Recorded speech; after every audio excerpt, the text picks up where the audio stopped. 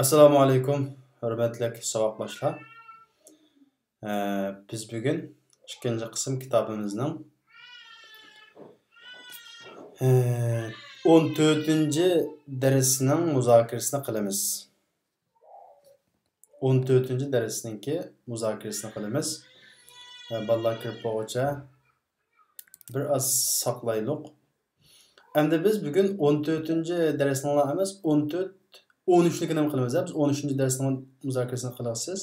Şu an 13-darsda tushunmagan mazmunlar bo'lib qolsa, so'rasanglar bo'ladi. 13 va 14-darsda tushunmagan mazmunlar bo'lsa, so'rasanglar bo'ladi. Biz 13-darsga qadar asosliq shu fe'l mudori haqida to'xtaldik. Buningki 3-shaxs shakli, 2-shaxs shakli, 1-shaxs shakli degandek har xil turli shakllarni tunishdik. İmtihanda mushuni asos qilib chiqargan, 4-qatimlik imtihonni biz asosliq mushuni asos qilib chiqardik. Endi shunga oldi bilan sizlar shu fe'l mudori haqida tushunmagan so'raydigan savollar bo'lsa so'rasanglar, uningdan keyin 14-darsda tushunmagan mazmunlar bo'lsa so'rasanglar bo'ladi.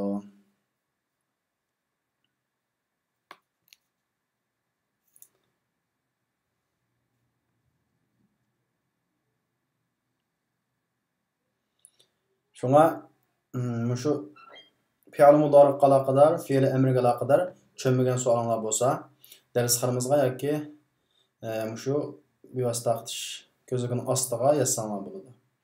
Endi biz 14-darsda ilgirgi darsda, ya'ni 13-darsgacha şu fe'l mudori haqida to'xtaldik. 14-darsda biz fe'l amr haqida to'xtaldik. Fe'l amr.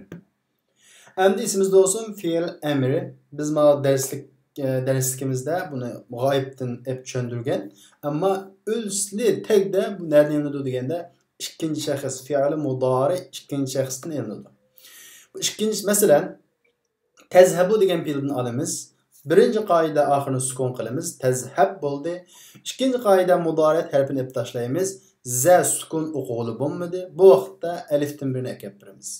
Pash o'qilgan alif akalarni zivar o'qilgan alifmi yoki zir o'qilgan alifmi degan vaqtda biz buningdagi fa'ala degan o'lchamdagi aynan barobarligi, ya'ni o'tturdagi harfga qaraymiz.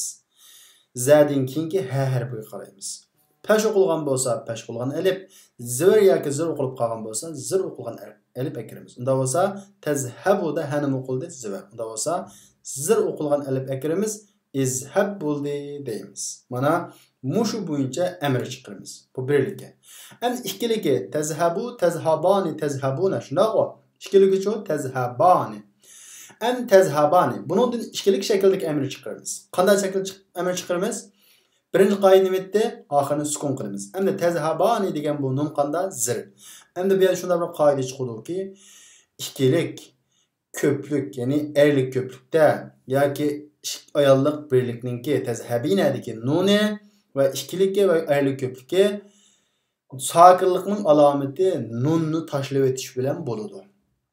Shu yerdagi nunni tashlab etsak biz sukun qilgan bo'lamiz. Shuning uchun biz birinchi qoida nima edi? Amr qilishda oxirini sukun qilish. Unda o'z ikkilikda tazhabanida oxirdagi nunni tashlash orqali sukun qilamiz. Nima bo'ldi? Tazhaba bo'ldi. Ikkinchi qoida mudoriyat harfini olib tashlaymiz.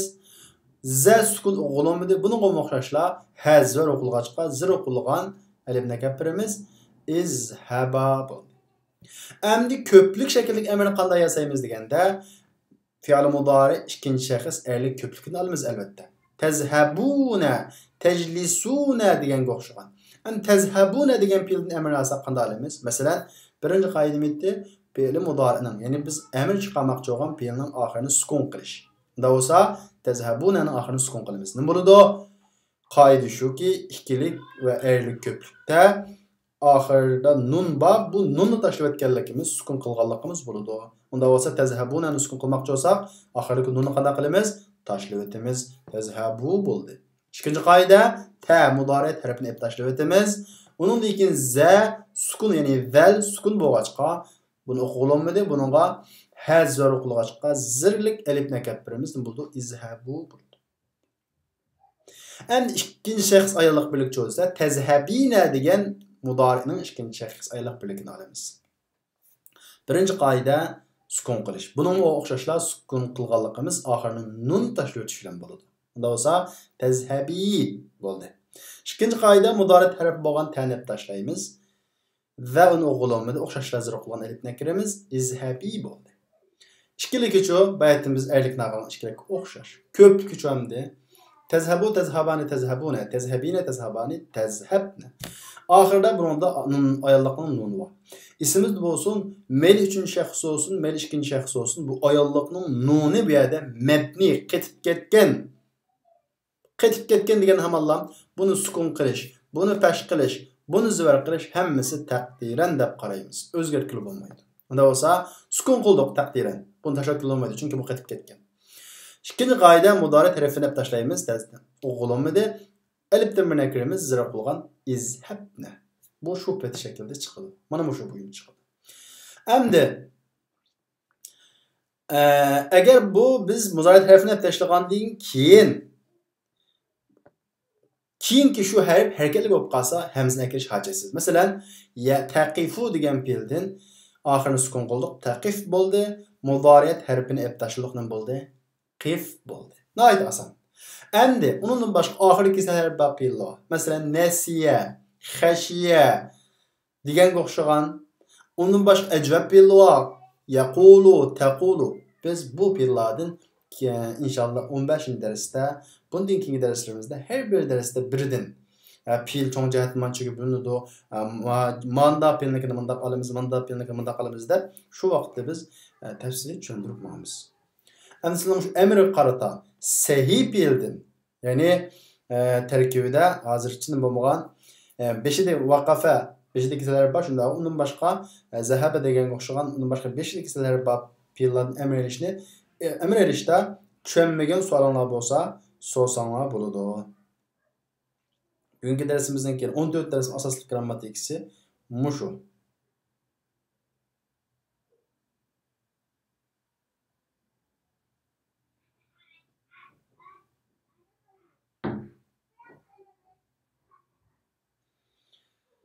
Tushunmagan mazmunlar bo'lsa, arkadaşlar so'ranglar. Agar boshqa tushunmagan mazmunlar bo'lmasa,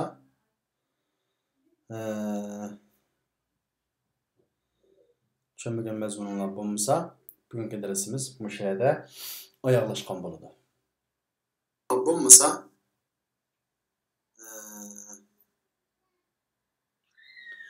onda bo'lsa o'quvchilarning boshqa tushunmagan mazmuni yo'q o'xshaydi. Inshaalloh biz kelarki soatlik darsimizni ko'rishaylik. Assalomu alaykum.